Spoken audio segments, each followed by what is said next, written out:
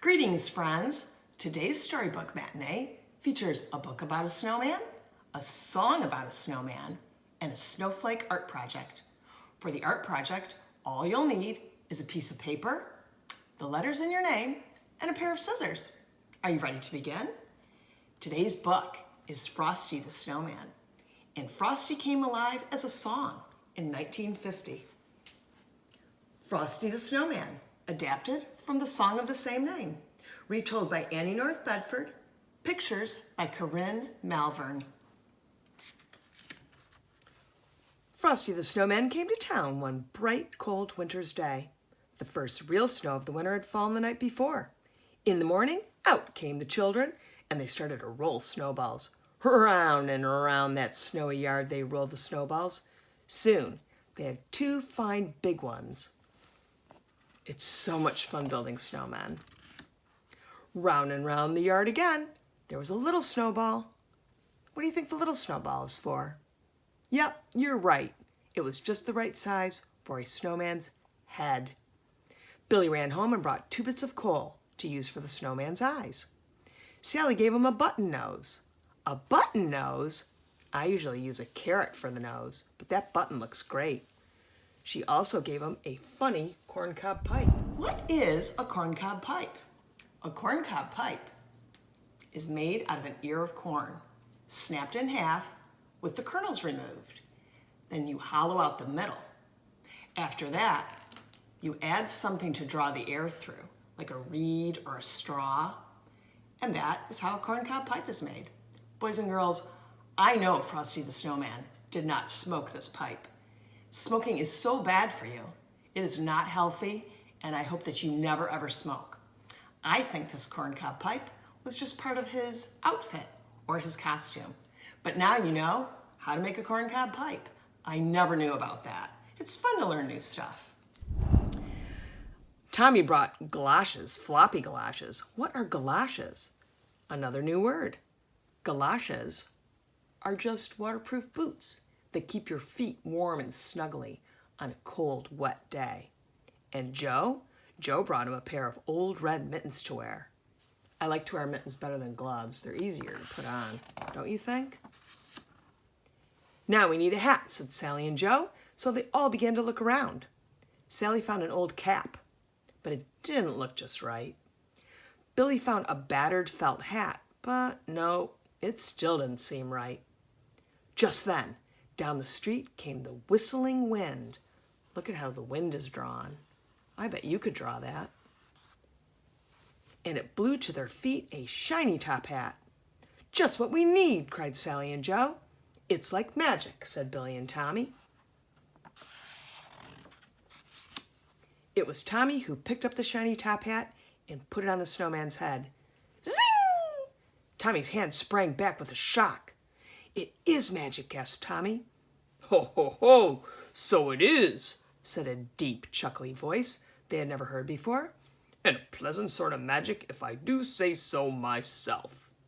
It's the snowman, whispered Sally. And so it was. Frosty the Snowman, at your service, said he. And that is how Frosty the Snowman came alive.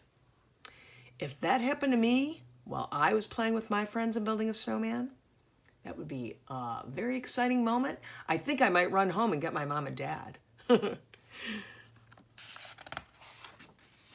If you have never had a snowman for a friend, you can scarcely imagine all the fun those children had. For Frosty took them coasting and never had their sleds slid so swiftly and so far. Frosty helped them build a snow house and never had blocks packed so firmly and so well. They all went ice skating, and guess what? The magical part was while they were with Frosty, the children could stay out for a long time and play in the snow and never get shivery cold. I'm from Michigan, and when I was little and I played outside for a long time, I would have to go in after a while and warm up with some hot chocolate and put my mittens in the dryer before I could head out again. But Frosty, he had magic. Was it his warm heart or his magical smile that kept them warm? Whatever it was, they thought it was just fine. Each morning, when the children came out to play, Frosty had a wonderful plan all set. How would you like to wake up every morning and have a play date with a magical snowman? It would be great. One morning he said, "Let's go shopping today. I've never seen a store, you know." So they all joined hands and away they skipped off towards town where the shops stood in rows. It was fun showing Frosty around, for he thought every window was wonderful. All around the town they led Frosty that day while the, warm, wintry sun shone down. Is it good for a snowman to be anywhere where it's warm?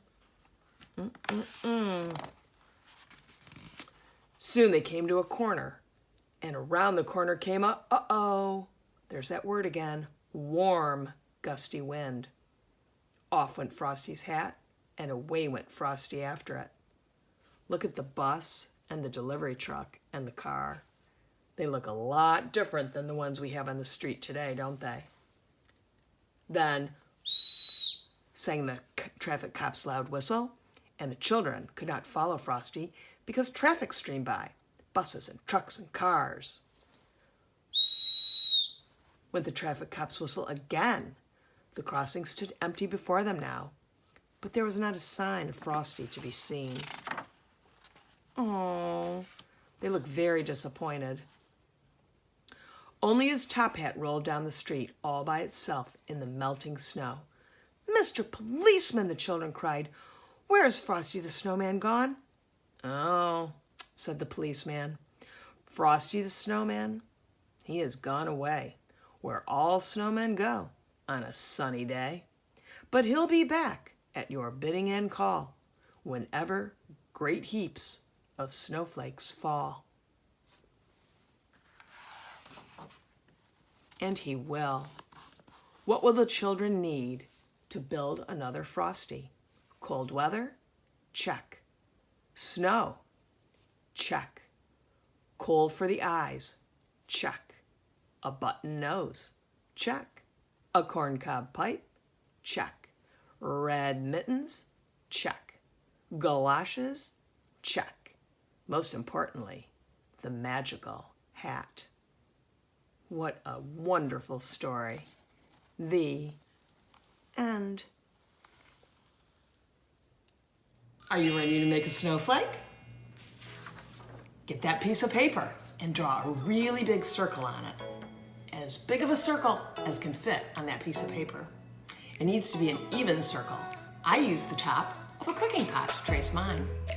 Then after you have it traced, get your scissors and cut it out carefully. Now, we're gonna do some folding. This is what turns it into a snowflake. So you're gonna start with your circle. You're gonna fold it in half, and then in half again, and then in half again. What does that look like to you? I think it looks like an ice cream cone or a piece of pizza. Yum. Okay, now you're gonna write your name. I wrote Frosty's name. You can write whatever letters you want in there. Just make sure that your letters start at the top and go all the way to the bottom, and that each letter touches the one next to it in at least one spot. Are you ready for the cutting? Okay, get your scissors, and you don't have to cut perfectly. Just do the best you can getting in and out. Make sure that you don't cut this fold all the way off, or you'll just have a lot of little pieces of pretty white paper. So it's got to be uncut in some of the spots here at the bottom of the fold. All right, ready to open it with me? It's pretty there. I like how it looks there. And then when I open it all the way up, I have my Frosty snowflake. Boys and girls, a snowflake has 6 sides. This does not have 6 sides. If you want a 6-sided snowflake, you would have to take this and fold it again, and then it gets really thick and hard to cut. I think this looks great. I'm gonna hang my snowflake in the window, and I will think of Frosty whenever I look at it. Frosty the Snowman was a jolly, happy soul with a corncob pipe and a button nose and 2 eyes made out of coal. Frosty the Snowman is a fairy tale, they say. He was made of snow, but the children know how he came to life one day. There must have been some magic in that old soap that they found. For when they placed it on his head, he began to dance around. Frosty the Snowman was alive as he could be, and the children say he could laugh and play just the same as you and me. Press the like button and subscribe.